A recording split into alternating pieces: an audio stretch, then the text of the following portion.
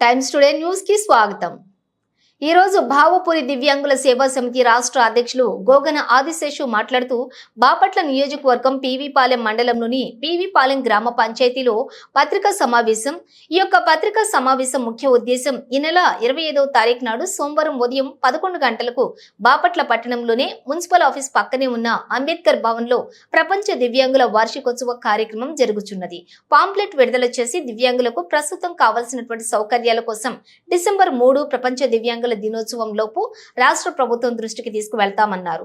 దివ్యాంగుల యొక్క ముఖ్య అవసరాలు: 1. దివ్యాంగులందరికీ కూడా 300 యూనిట్ల వరకు ఉచిత కరెంటును ఇవ్వాలి। 18 సంవత్సరాలు నిండిన ప్రతి ఒక్క దివ్యాంగులందరికీ కూడా ఇళ్ల స్థలం ఇచ్చి రాష్ట్ర ప్రభుత్వం ఇల్లు కట్టించి ఇవ్వాలి।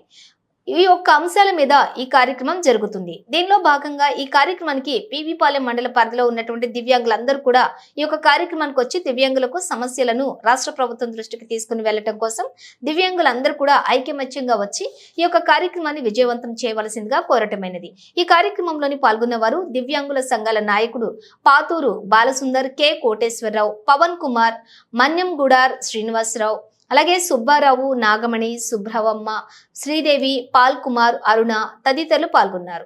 రాష్ట్ర ప్రభుత్వం ఇవ్వాలని, అదేవిధంగా వ్యాపారం చేసుకుంటున్న ప్రతి ఒక్క దివ్యాంగుడికి రాష్ట్ర ప్రభుత్వం 5 లక్షల రూపాయలు ఇవ్వాలని చెప్పి ఈ ఒక్క సమస్యల మీద రాష్ట్ర ప్రభుత్వం దృష్టికి మనం తీసుకెళ్ళడం కొరకు మరి ఈ నెల 25వ తారీఖు నాడు సోమవారం నాడు ప్రపంచ దివ్యాంగుల వారోత్సవ కార్యక్రమం ఏర్పాటు చేసుకుంటూ ఉన్నాం। ఈ కార్యక్రమానికి నియోజకవర్గంలో ఈ జిల్లాలో ఉన్న దివ్యాంగులందరూ కూడా పెద్ద ఎత్తున తరలి వచ్చి ఈ యొక్క కార్యక్రమాన్ని విజయవంతం చేయాలి।